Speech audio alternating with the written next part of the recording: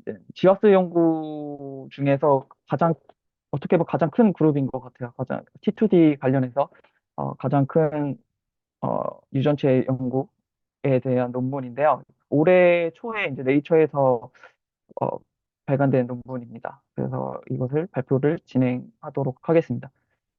논문을 읽다가 저도 이게 최근에 저희 그룹, 저희 있는 연구실에 있는 분들이 이제 저자로 소속되어 있어서 이렇게 봤는데, 처음에는 그냥 봤다가 발표 준비하려니까 좀 내용이 많이 어렵더라고요. 그래서 저도 준비하는데 좀 어려웠는데 대충 어떠한 흐름이나 최근에 가장 어떻게 보면 빅페이퍼에 나왔으니까 가장 흐름이나 최근에는 어떤 방식으로 이렇게 지하수 연구가 진행되고 있는지에 대해서만 이렇게 보시면 될 것 같습니다. 발표 시작하도록 하겠습니다. 간단한 백그라운드에 대해서 설명드리면, 이제 당뇨병은 제1형과 제2형이 있는데, 이제 유전체 연구에서는 제2형에 대한 연구가 많이 진행되고 있습니다. 발병률 자체도 한국으로 보면은 1, 2% 당뇨병 중에서 1, 2%만 이제 제1형 당뇨병이고, 그 다음에 제2형이 대부분의 사람들이 당뇨병 중에서 대부분의 사람들이 제2형 당뇨병에 걸린 것을 확인할 수 있는데요. 그래서 보면은 두 개 다 유전적인 요인이 그때 발병 원인으로 알려져 있지만 이제 제2형이 더 많은 유전적인 요인이 가지고 있다라고 계속 지속적인 결과가 나타나고 있습니다. 그래서 1형 같은 경우에는 췌장 베타세포가 파괴돼서 인슐린 생산이 안 되는 그러한 원인으로 이제 당뇨병이 발병을 하는 거고, 제2형 같은 경우에는 인슐린 분비가 장애가 생겨서 인슐린 저항성이 생겨서 이제 간에 이제 포도당이 축적되는 게 높아짐에 따라서 이제 당이 조절이 안 되는 그러한 병이 이제 제2형 당뇨병이라고 생각하시면 될 것 같습니다. 제2형 당뇨병이 이제 합병증이 많이 일어나기 때문에 이제 이런 다양한 이제 사회적 부담이 또 큰 질병으로 알려져 있습니다. 그래서 이러한 제2형 당뇨병과 유전적인 영향을 보기 위해서 이 논문에서 나온 디아그램이라는 컨소시엄이 있는데요. 2012년부터 진행됐다고 합니다. 근데 여기 보시면 홈페이지에 있는 이제 설명 그림인데, 디아그램 처음엔 저는 디아만테는만 알고 있었는데 디아그램이 이제 같은 그룹이더라고. 같은 그룹이고 이거를 통합하고 또 더 통합한 게 이제 최근에는 이제 T2D GGI라는 이제 컨소시엄으로 이제 연구가 진행되고 있습니다. 그래서 제가 참여한 거라 제가 입사 전부터 이게 회사에서 참여했던 거라서 제가 직접적으로 참여한 연구는 아니라서 그렇긴 하지만 그래도 저희 이렇게 찾아보다가 2016년부터 저희 기관에서 좀 참여를 했었더라고요. 그리고 네이처에 이제 저희 PI로 계시는 김영진 박사님께서 네이처의 공동 주저자로 이제 발표를 이스트에이시안 데이터를 가지고 어 이제 T2D와 제네틱 연구를 한 이제 논문을 발표하셨고, 최근에는 또 2022년도에 메타 분석을 한 다양한 그 인구 집단에 대해서 메타 분석한 결과로 발표를 했습니다. 이 연구에서. 그리고 오늘 발표할 논문도 어, 저희 저희 데이터랑 저희 결과가 포함되어 있어서 저희 그룹 사람들도 포함되어 있는데, 저는 제 이름은 없습니다. 제가 하기 전부터 했었던 프로젝트여가지고 아무튼 이런 대규모 제네틱 이렇게 컨소시엄이 있는 그룹에서 발표한 논문입니다. 그럼 보면은 이전에도 이전에는 이제 단일 이제 역사를 보면은 T2D 관련해서 이제 인종별로 분석을 하다가 이것도 인종별로 분석한 거예요. 유럽이나 뭐 아메리카 뭐 이스트에이시아 인종별로 분석하다가 그걸 통합해서 분석하는 게 이제 최근 2, 3년 사이에 4, 5년 전에는 인종별로 분석하다가 최근 2, 3년 사이에는 메타 분석이나 이런 트랜스에스닉 분석으로 이제 이어지고 있는 상황입니다. 그래서 이 논문을 보면은 이제는 어, 샘플 사이즈가 더 엄청 커졌고, 그 다음에 여러 가지 방법론을 또 적용을 했는데, 거기, 이 논문을 보면 볼수록 느끼는 게 별다른, 어떻게 보면은 이걸 했다, 저걸 했다, 이런 내용인데, 일단 샘플 사이즈가 일단 많이 크다는 게 좀 여기 논문에서 말하는 부분인 것 같고, 그러니까 여러 가지 트랜스엔스닉 메타 분석을 수행했습니다. 그것을 수행한 거, 그 다음에 특이하게 싱글셀 압착식 분석한 내용과 연관성을 또 비교한 결과도 가지고 있어서, 그래서 이 논문이 뭐 네이처에 실린 게 아닌가라는 생각이 드는데, 일단은 샘플 사이즈가 너무 압도적인 것 같습니다. 그래서 어떻게 구성되어 있는지 보면은 디아만테 컨소시엄은 100만 명의 컨트롤과 10만 명의 20만 명 정도 케이스로 되어 있고, 이 두 개의 또 이거는 또 다른 그룹인데 이 두 개의 컨소시엄이 합쳐서 이제 이 연구에서 T2D GGI라는 컨소시엄으로 이제 구축이 됐습니다. 그래서 총 데이터는 10만 명의 케이스와 네, 60만 명의 컨트롤로 어, 이- 아, 죄송합니다. 총 200만 명의 컨트롤과 40만 명의 케이스로 되어 있고 각 이제 코호트의 데이터를 다 합쳐서 분석한 데이터니까 총 합치면은 250만 명 정도의 유전체 연구다 보니까 엄청나게 큰 샘플 사이즈를 가지고 이제 진행한 연구라고 말씀드릴 수 있을 것 같습니다. 그래서 이제 간단한 배경은 말씀드렸고, 논문에서 말하는 거는 당뇨병이 이제 2021년도 기준에서 약 5억 명 정도 당뇨병을 가지고 있다고 합니다. 그래서 이제 퍼블릭 헬스 버든이라고 말하고 있고, 그 다음에 이거는 이제 T2D, 그래서 이제 T2D에 대해서 연구를 진행하는데, T2D 같은 경우에는 인바이러먼트랑 라이프 스타일에 연관이 리스크 팩터가 있다고 잘 알려져 있지만, 헤이터빌리티도 69% 정도 된다고 알려져 있습니다. 그래서 이전에 제가 아까 설명드렸던 논문을 통해서 T2D 관련 지어스에서 약 500개의 리스크 로사이를 발견했는데, 이 연구에서는 더 큰 데이터를 사용해서 더 많은 이제 더 큰 사이즈에 있는 데이터를 가지고 지어스 연구를 수행했다라는 것을 이제 말하고 있고 이 연, 그리고 계속 이제 반복적으로 얘기를 하고 있습니다. 샘플 사이즈가 크기 때문에 더 이러한 파워를 가진 장점을 가지고 이제 데이터를 분석을 했고 그 다음에 싱글셀 펑셔널 지노미 데이터를 또 합쳐서 이제 지어스 데이터를 합쳐서 분석을 했다라고 말하고 있고 그다음에 이제 지아스 분석에서 항상 이제 딸려 나오는 게 이제 폴리제닉 스코어를 이용해서 이제 이제 클리니컬한 부분에서 어떻게 적용을 시킬지에 대해서 이제 나오고 있는데 이 논문도 역시 그러한 방법이 추가가 되어 있습니다. 보면은 결국에는 샘플 사이즈가 크고 그다음에 싱글셀 데이터를 해서 이제 최신 기술을 이용했다라고 좀 하는 게 제가 논문을 보면서 그 두 개가 좀 중점인 것 같더라고요. 그리고 샘플 사이즈가 크니까 다인종 분석을 통해서 어떻게 T2D에 대해서 어떠한 이렇게 시그니피컨트한 제네틱 시그널이 나왔는지 이런 부분에 대해서도 설명하고 있고 또 이런 결과가 단순 연구 결과로 멈추는 것이 아니라 임상에서 어떻게 적용되고 프리딕션 모델을 만들어서 이거 유병률이나 이렇게 예방을 할 수 있냐 이런 부분까지 적용한 논문이라고 생각하시면 될 것 같습니다. 간단하게 메소드를 설명해 드리면은 큰 스터디 오브뷰는 이렇습니다. 이제 아까 설명해 드렸던 약 200만 명의 컨트롤 그룹과 40만 명의 케이스 그룹으로 이제 스터디가 진행이 되어 있고, 그다음 멀티 엔세닉 엔세스트리 메타 어널리스를 통해서 1200개 정도의 시그널을 발굴을 했습니다. 그래서 이거 발굴된 걸 가지고 클러스터링 분석을 수행하였고, 그 싱글셀 어타식 데이터를 가지고 클러스터링과 이제 엘리치 어소시에이션을 수행을 하였고, 그 다음에 아웃컴에 대한 폴리제닉 스코어를 분석을 하였고, 그 다음에 추가적으로 어, 이제 임상에 적용하기 위해서 인디펜던트 된 다른 데이터를 적용해서 이 결과가 얼마나 의미 있는지 또 확인을 했습니다. 그 다음에 이거는 이제 조상 간의 엔세스트리 간에 어떠한 특이점이 있는지에 대해서 추가적으로 메타 분석을 수행한 게 이 논문의 전체적인 오버뷰라고 생각하시면 될 것 같고, 아, 이제 사용된 샘플에 대해서 인종의 분포를 보시면 유러피안이 약 60%로 가장 많은 것을 확인할 수 있었고 총 136개 그런 지어스 서머리 스태티스틱을 스터디를 이용해서 분석을 한 결과입니다. 그래서 이스트에이시아는 여기 보시게 되면 약 네, 20% 정도 참여를 했고 저희가 가지고 있는 코제스 포트에 있는 결과도 여기에 포함이 되어 있습니다.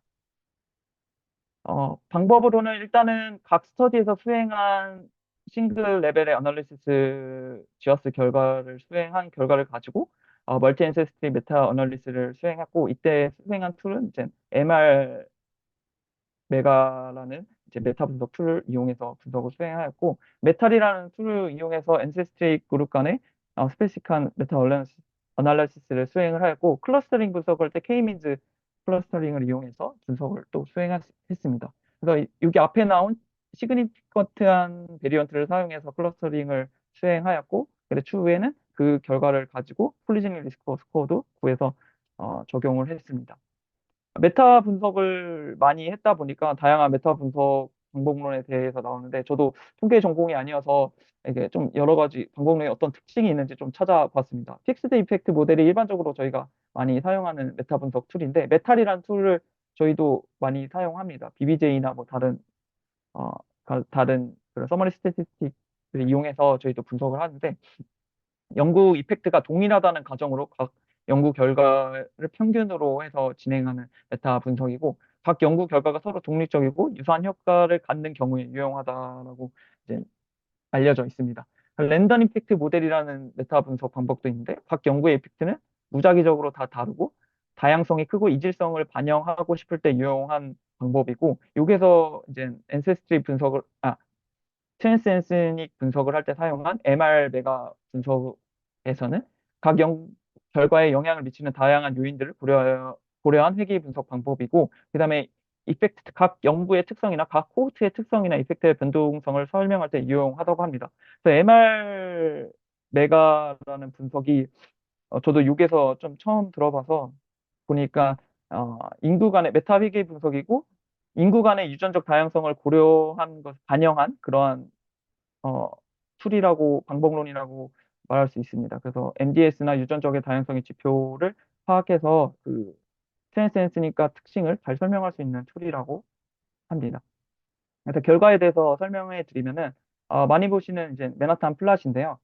어, Y축 이제 P 밸류를 이제 마이너스 로그 10 스케일로 취해서 본 건데 보시게 되면 350까지 올라가는 경우가 많이 없습니다. 저희 데이터를 보면은 일단 샘플 사이즈가 크기 때문에 이 정도까지 올라가는 것을 확인하고 그 여기에서 분석한 결과 이제 1200개의 시그널을 발견할 수 있었고 이 중에서 145개 로사이가 새로운 이제 노블한 로사이로 발견할 수 있었고 총 그 범위가 이제 23% 정도 노블한 로사이를 발굴할 수 있었다고 이제 보고를 하고 있습니다. 이거 보면은 어떻게 보면 샘플 사이즈가 당연히 커졌기 때문에 커졌고 그다음에 그런 제어스 시그니피커나 시그널 그 스레스홀드 기준이 다 동일하기 때문에 이거는 어쩔 수 없이 더 늘어날 수밖에 없는 그러한 결과이긴 한데 어쨌든 그런 대규모 제네틱 연구에서 내세울 수 있는 장점이기 때문에 이러한 결과를 새로운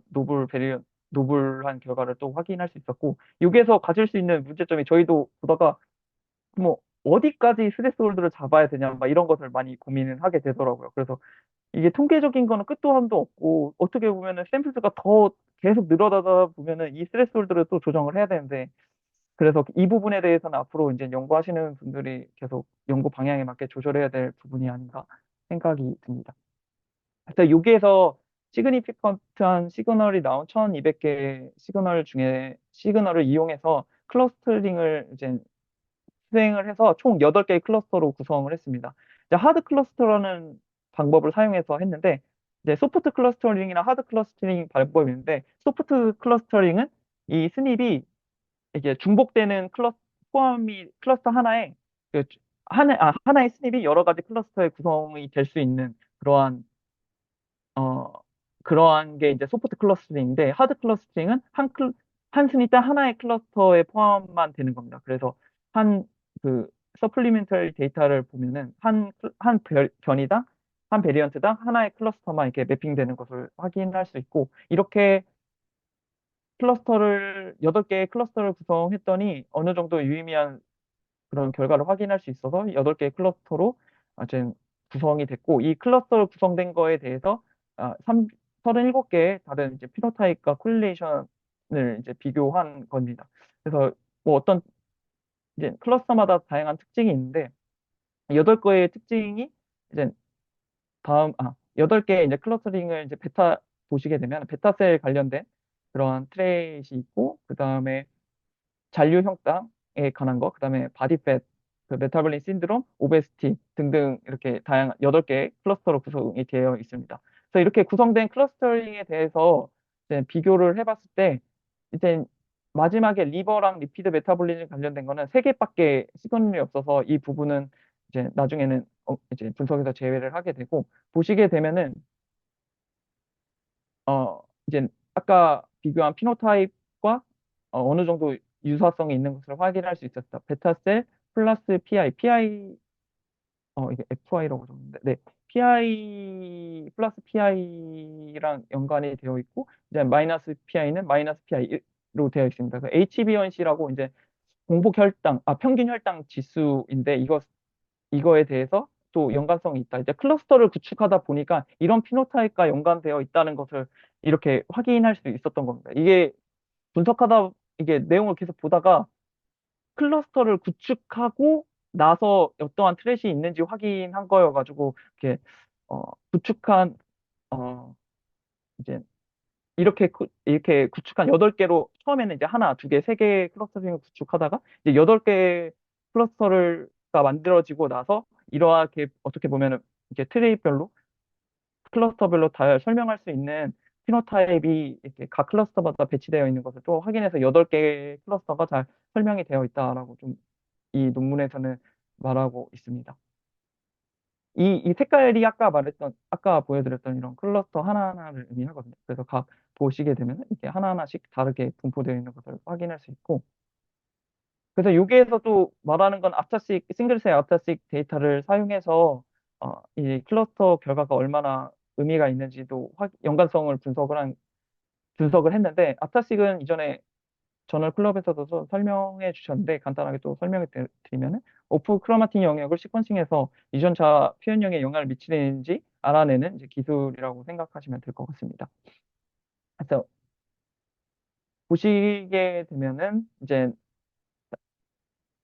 어 이제 이전의 결과를 가지고 여기에서 새롭게 생산한 데이터가 아니라 이전 결과 싱글셀 아타식 결과를 가지고 이제 어소시에이션을 일리치메트 어소시에이션을 수행한 거고, 각 클러스터별로 어떠한 이제 셀들이 이제 셀들과 코릴레이션이 있는지 확인한 겁니다. 그러면 앞에 보면 베타세가 관련된 그 클러스터 같은 경우에 이제 베타세포, 알파세포 췌장과 관련된 셀들과 이제 연관성이 있는 것을 확인할 수 있고, 이렇게 보게 되면은 왼쪽은 이제 어덜트 30명의 이제 성인 남성과 이제 페탈 티슈를 가지고 어, 나온 결과를 가지고 어소시에이션을 수행한 결과고, 오른쪽을 보시게 되면은 이제 브레인 세포에서 얻은 셀 타입과 이게 비교를 한 겁니다. 그래서 여기에서 말하는 거는 이제 성장 억제 그다음에 호르몬과 이쪽 보시면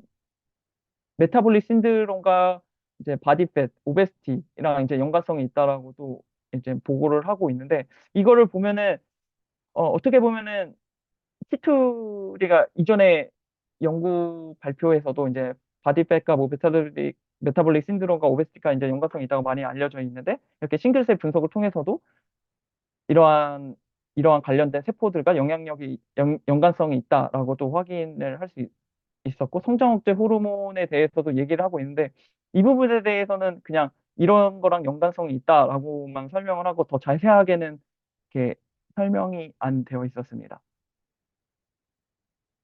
그리고 이제 나눠진 클러스터를 가지고 이제 폴리제닉 스코어를 구해서 연관성 분석을 또 수행을 했는데, 각 하나하나 네. 각 5개 이제 서브 서브 디지즈를 가지고 연관성 분석을 수행한 겁니다.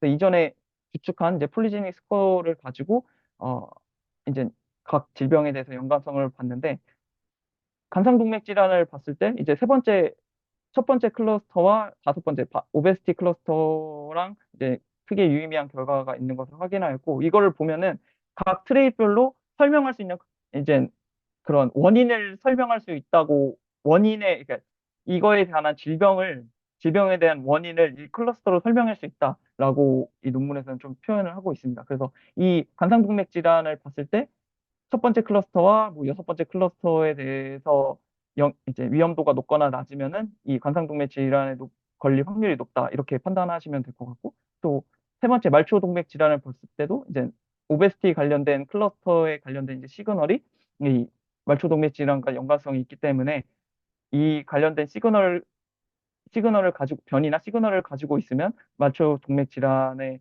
이런 걸릴 확률이 높다. 이렇게 그림을 보시면 될 것 같습니다. 어떻게 보면은 이제 분할된 이제 폴리제닉 스코어를 이용해서 각 질병 간의 이런 연관성을 본 게, 각 클러스터가 각각 다른 질병과 영향성을 또 확인할 수 있고, 어떠한 원인에서 시작됐는지, 어떠한 변이에서 유전적인 요인이 더 이렇게 딥하게 들어가면 어떠한 영향이 있는지도 이렇게 확인할 수 있는 그러한 자료인 것 같습니다. 그래서 다음 결과를 보면은 이게 제일 좀 설명하기가 좀 어려워서 보게 되면은 이제는 이거는 이제 베스큘러 아웃컴과 연관성 분석을 수행한 거고, 다른 포트를 이용해서 3만 명의 유로피안 데이터를 가지고 이제 구축된 폴리제닉 스코어에 적용을 시킨 겁니다. 그래서 봤을 때 p-밸류가 낮은 것도 있지만 이게 샘플 사이즈가 낮아서 어느 정도 p-밸류가 좀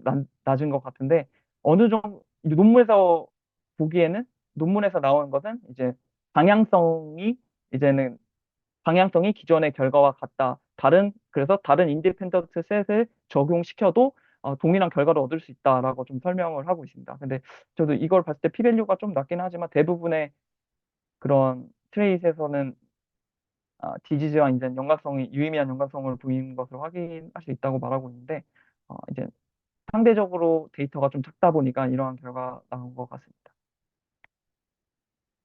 그리고 여기에서 또 본 게 이제 ancestry correlation heterogeneity를 봤습니다. 그래서 메타 분석을 하게 되면은 이제 그냥 p-밸류가 나오고 heterogeneity p-밸류가 또 결과로 나온다고 합니다. 그래서 그거의 스레스홀드가 이 기준을 이하인 시그널을 봤을 때 127개의 시그널을 발견할 수 있었고, 이 127개가 이 세 개의 인구 집단에 대해서 이질성이 있는 것을 또 확인한 결과인데, 이거는 서플리멘터리에 있는 피규어인데, 가운데 X축 같은 경우는 아프리칸 어, 그렇죠. 아메리칸 아프리칸이랑 이스트 에이시안이랑 비교를 한 거고, 아메리칸 아프리칸이랑 유로피안이랑 이제 비교를 한 그림입니다. 그래서 가운데 보시게 되면은, 가운데는 이제 거의 차이가 없는데, 보시면 이제 오즈 레이쇼 값이 별로 큰 차이가 없는 것을 좀 확인할 수 있고, 그 다음에 오른쪽에 있는 것을 보면은 이스트 에이시안과 아프리카는 이제 영향력이 큰데 영향력이 크고, 이제 유러피안과 아프리카는 영향력이 이제 없는 것을 확인할 수 있는데, 보면은 이스트 에이시안 네.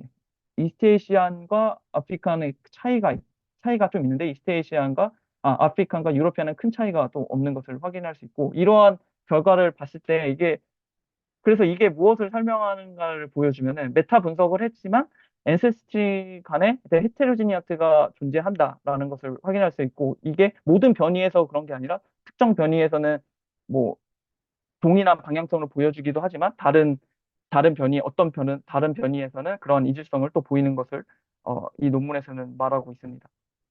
제가 너무 빠르게 좀 정리를 했는데, 다시 한번 간략하게 좀 정리를 해보면, 이 논문에서 계속 말하는 게 샘플 사이즈가 엄청 크다.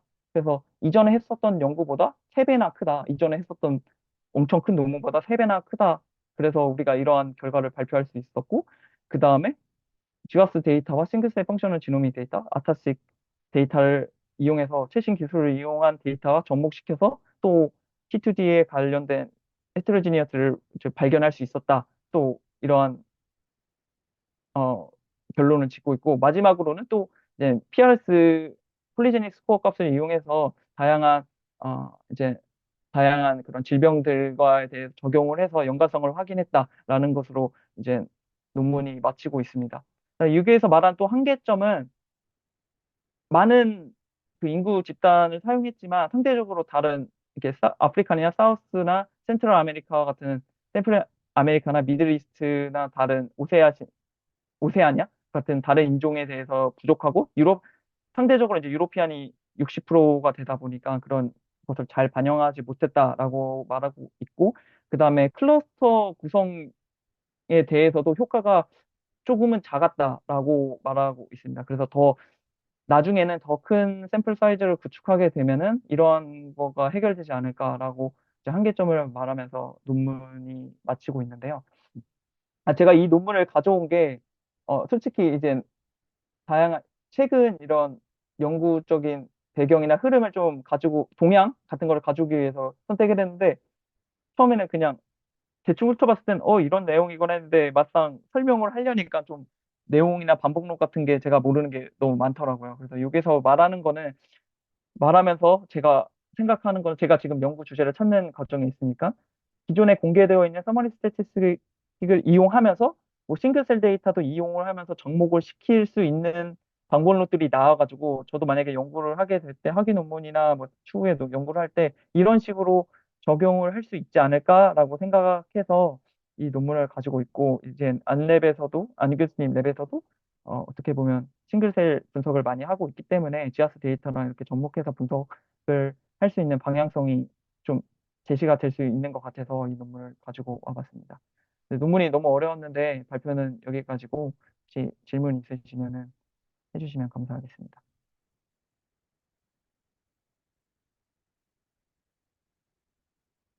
저 질문하고 싶은 게 하나 있는데요. 네, 그, 아까 보여주신 스닙 클러스터링 해가지고 이렇게 8개 클러스터를 만든 걸 보면은 네. 제가 이 정확한 방법론이 좀 궁금해가지고 이거 어떤 식으로 작동하는 건지 궁금한데 혹시 좀 자세히 설명해 주실 수 있을까요? 저도 계속 봤는데 K민즈 클러스터, 그러니까 K민즈 방법을 이용했다고는 했고, 보니까 이게, 그러니까 대략적으로 설명해 드리면은 딱 8개의 클러스터, 그러니까 처음에는 뭐 2개, 3개, 4개 이런 식으로 N수를 늘려가면서 봤던 것 같아요. 그래서 이게 딱 8개의 클러스터가 다른, 8개의 클러스터랑 다른 피노타입이랑 이렇게 보면서, 이게 가장 그런 변이별로 이렇게 클러스터를 나눴을 때 각 트윗 간의 콜릴레이션이나 이런 게 좀 분별이 잘 돼서 이렇게 8개의 클러스터를 형성해서 비교를 한 것 같고, 그거에 대해서 또 나눠 보니까 이러한 명명법을 좀 명명을 할 수 있었던 거죠. 그래서 이게 설명이 잘 되나 모르겠지만, 보면은 나눠 보니까 이렇게 설명이 되었다라고 좀 저는 이렇게 이해를 했었거든요. 그러니까 애초에 의미 있는 변이를 나눈 것이 아니라 이렇게 그냥 기본적으로 무작위로 이렇게 스닙을 클러스터를 구축하다 보니까, 구축하고 피노타입과의 연관성을 보니까 이런 식으로 나눠줄 수 있었다. 논문에서는 좀 이렇게 설명했었던 것 같습니다. 그럼 이게 클러스터를 할 때 들어가는 인풋이 네. 그 이 1289개 스닙에 대한 그 모든 샘플의 지노타입 약간 이런 식으로 들어가는 건가요? 아, 그거는, 그거는 아닌 것 같습니다. 네. 이게 왜냐면은 모든 지노타입을 이용해서 분석한 게 아니라 서머리 스태티스틱을 이용해서 분석을 했기 때문에, 실질적으로 직접 이렇게 지노타입 데이터를 핸들링한 건 아니거든요. 그래서 네, 그러지는 않았을 것 같고, 이 1289개에 나온 메타 분석 결과를 가지고 한 거기 때문에, 네, 그것도 뭐, 네, 답변이 잘 안 된 것 같은데, 네. 이게 약간 보통 클러스터를 한다고 하면 뭐 샘플 바이 뭐 피노타입 매트릭스 뭐 이렇게 넣는다거나 음, 샘플 바이 익스프레션 매트릭스 이렇게 넣는다 약간 이런 식으로 이해를 하게 되는데 네. 여기서는 이 스닙들을 사용해서 어떤 매트릭스를 만들어서 클러스터링을 한 건지 아, 이게 좀 궁금해가지고 제가 이거 나중에 한번 다시 찾아봐서 제가 개인적으로 말씀드리도록 하겠습니다. 아, 네, 감사합니다. 그리고 만약에 이게 이 스닙들을 좀 일부분으로 나눠가지고, 그러니까 이 1289개의 스닙을 8개 클러스터로 나눠서 이런 표현형이나 아까 그 질병과의 막 연관성도 보고 했을 때 확실히 좀 디스팅트한 뭔가가 있었다 그러면 이게 약간 폴리제닉을 넘어서 좀 그 옴니제닉? 여러 음, 개의 수백만 개의 스닙 그중에서도 일부가 표현형에 영향을 미친다. 약간 이런 옴니제닉의 개념으로 해석할 수도 있겠다는 아, 생각이 있습니다. 아, 그리고 네네. 네, 제가 지와스 방법론적으로 잘 몰라가지고 이건 그냥 약간 여쭤보고 싶은 건데 보통 지와스를 할 때 네. 그 케이스 컨트롤 모두 언릴레이티드 인디비주얼만 사용을 하나요? 네, 맞습니다. 그 지하수 분석을 할 때 저희도, 제가 그 QC 작업을, 저는 이제 연관성 분석까지만 하고 해석은 많이 안 하고 그 전까지 이제 QC나 샘플 QC나 이런 스닉 QC를 많이 하는데 보면은 지하스 가정 자체가 샘플마다 독립성이 있다고 가정을 하기 때문에 그 대부분 저희도 QC 하게 되면 반복론마다 좀 다르긴 하는데 그래서 세컨 디그리에 들어오는 샘플들은 다 지우고 샘플 QC를 하고 공개를 하고 있습니다. 그래서 그것도 이제 다 각 샘플에 이제 독립성이 있다고 가정하고 하기 때문에 이제 가족 관계나 있거나 릴레이티브 하다 보면은 그걸로 인한 이펙트도 있기 때문에 애초에 그걸 그 샘플들을 제거하고 이제 연관성 분석을 수행하게 됩니다. 음, 네, 답변 감사드립니다. 질문 하나 있는데, 이게 제가 방법론을 아예 이해를 못해서 좀 이상한 질문하는 걸 수도 있는데, 혹시 아탁식을 할 때도 네, 인종에 대한 고려가 들어갔나요? 그러니까 제가 이야기한 메타 분석을 할 때 뭔가 인종 간에 약간 생기는 차이를 어떻게 고려를 해가지고 지금 네, 종합적인 결과를 낸 것 같은데, 네, 아탁식은 일단 그 데이터가 인종 구성이 어떻게 되는지도 궁금하고, 네. 아탁식을 했을 때는 이거는 인종의 영향을 받지 않는다라고 생각을 해서 아예 그냥 통으로 합쳐서 한 다음에 스닙과 연관성을 본 건지 아니면 네. 뭔가 인종에 관련돼서 어떤 처리를 했는지가 조금 궁금해요. 이거 제가 봤을 때 유럽, 일단은 단일 인종이었습니다. 유러피안이었는지 아메리칸인지 정확히 기억이 안 나는데, 이제 단일 인종으로 분석을 했고, 그러니까 이게 저도 처음에 이거 봤을 때 이 연구를 위해서 새롭게 생산된 데이터인 줄 알았는데, 그건 아니었고, 이전에 발표된 그런 그 데이터를 가지고 이게 적용시킨 거더라고요. 그래서 그 인종의 그런 다른 거를 적용하지 않았고, 그냥 세포에서 이제 클러스터랑 이미 분석이 완료된 그 클러스터랑 비교를 한 방법이라고 생각하시면 될 것 같아요. 저도 그 부분이 좀 이해가 안 가서 왜 이러면은 트랜스엔스닉한 의미가 나 이런 부분에서 저도 생각을 해봤는데 그럴 거면은 각 그룹별로 또 각 그룹별로나 아니 공개된 게 이제 인종별로 있는 걸로 또 분석해 보면은 그게 또 주제가 될 수 있다는 또 생각이 드네요. 만약에 인종별로 한 결과와 이 메타 분석도 결과 공개되어 있거든요, 홈페이지에. 그래서 그거랑 또 비교를 하면은 인종 특이적인 결과도 더 발견할 수 있다는 또 생각이 듭니다. 하실 수 있으면 좋을 것 같은데요. 주제가 될 것 같긴 한데, 이 논문에서는 그렇게는 안 했습니다. 어, 네, 감사합니다. 저도 이 슬라이드에서 하나, 네, 궁금한 점이 있는데요. 네, A는 좀 이해가 되지만 네, B에서 이 T2T를 브레인에다가 매칭한 이유를 이해를 잘 하기가 음, 어려운데 네, 특히 다섯 번째 클러스터 같은 경우는 대부분의 브레인 셀 타입이랑 연관성이 높은데 이게 무슨 특징이 있는 건지 그리고 SST 뉴런은 왜 emphasize를 한 건지 성장 억대 호르몬이라 하더라도 밑에 보면 메타볼릭 신드롬이랑 오베시티여가지고 음, 그 연결점을 잘 모르겠어서 혹시 이 부분에 대해서 좀 추가 설명을 부탁드릴 수 아, 있을까요? 이거가 저도 이 부분이 좀 어려웠는데, 보면은 이제 간이랑 이제 리피드 관련된 트레이시 연관성이 많이 있다 보니까 간이랑 이제 브레인과의 이제 메타볼릭한 이제 연관성이 있다. 이제 뭐라 해야지? 간에 있는 간이랑 뇌랑 그런 부분에서 연관성이 있다라는 뭐 결과가 있어서 그랬었던 걸로 이제 논문에 있었던 것 같거든요. 간에 있는 그런 리피드 관련 트레이스과 그 내 브레인 시그널과 뭐 어떤 연관성이 있다라고 논문에서 본 것 같은데, 그거 이외에는 특별한 그런 언급은 없었던 것 같고, 여기서 보면은 이제 메타볼릭 신드롬에 관한 게 어떻게 보면 말씀해 주신 대로 연관성이 유의미하게 제일 잘 나왔는데, 이거에 대한 또 언급이 많이 없습니다. 그냥 이거에 대해서 이러한 연관성이 있다라고만 표현하고, 그 이상 뭐 생물학적으로 어떠한 메커니즘이 있을 것이다, 이런 얘기는 없고, 그냥 이러한 결과가 나왔다라고만 논문에서 좀 설명을 하고 있어서, 저도 이 부분에 대해서 좀 어떻게, 좀 저도 좀 어렵긴 했습니다. 이해하기 좀 어려웠었는데, 지금도 이해를 잘 못하고 있는데, 그냥 어떻게 보면 그냥 이런 아타식 분석을 해서, 이런 세포 여러 가지 뭐 셀 타입으로 분석을 해서 이런 결과가 나왔다. 로 정도만 이 논문에서도 설명을 하고 있습니다.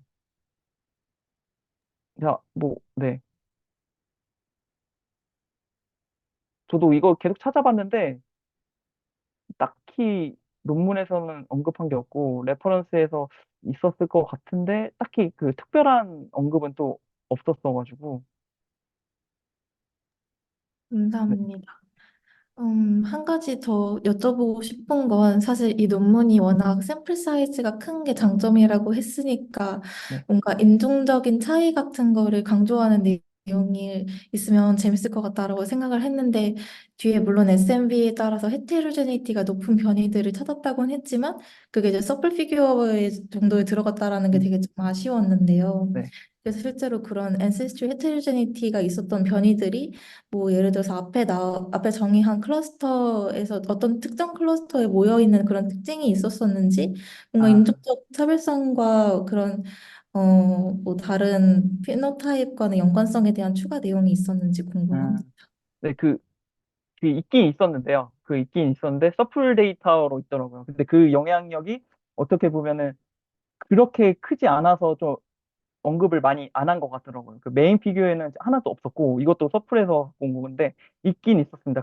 그리고 이미 그 전에 메타 분석한 결과가 있었고, 그거를 기반해서 해왔던 거라서 이 논문에서는 그렇게 많은 언급은 없었긴 했는데, 말씀하신 것처럼 저도 그런 부분이 있어서 그 엑셀에 엄청 좀 자세하게 나와 있더라고요. 어떤 스립은 어떤 연관성이 있고, 어떤 인종과의 뭐 콜릴레이션 어떻고, 뭐 피밸류는 어떻고, 오즈레이션 어떻고 이런 결과가 다 있긴 하더라고요. 있긴 있는데 이 논문에서는 크게 메인 피규어로는 달진 않았고 서플 데이터에서 좀 많이 있었던 거 좀 확인할 수 있었습니다. 네.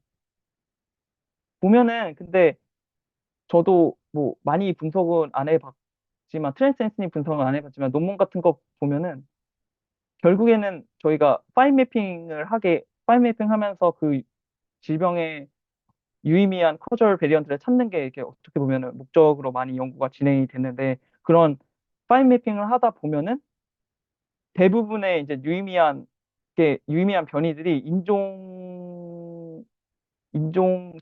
아니, 다른 인종에서도 동일한 시그널이 좀 나오는 결과들이 많더라고요. 그래서 그리고 인종이 다른 부분에서 다른 거는 이제 그 익스트림 레어한 그런 변이들이라든가 그런 부분은 많은데 지어스 가정이 요즘엔 레어 베리언트도 많이 하지만 일반적으로 마이너 리프리퀀시 1% 이상만 분석을 하기 때문에 그렇게 분석을 하다 보면은 방향성이 대부분 다 비슷하더라고요. 파이 매핑 하거나 트랜스센스니 분석을 할 때는. 네. 감사합니다. 저 아까 네. 그, 혜진님 질문 주신 클러스터링 관련해서 좀 찾아봤는데 그 방식이 제가 이해하기로는 그 한 그 2x2를 만드는데 이제 한쪽은 이스닙을 넣고 한쪽은 피노타입 탭을 넣은 다음에 각 해당 여부를 가지고 해당 여부에서 그 샘플 수를 나눠주는 공식을 통해서 Z 스코어로 환산한 다음에 이제 그걸 바탕으로 K-미ન્સ 클러스터링을 진행하는 것 같더라고요. 그래서 아마 일단은 그렇게 이해하셔도 될 것 같습니다. 어, 네, 감사합니다.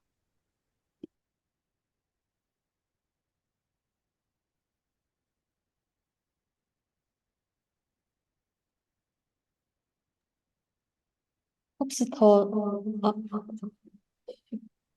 감사합니다. 혹시 더 질문 있으실까요? 음,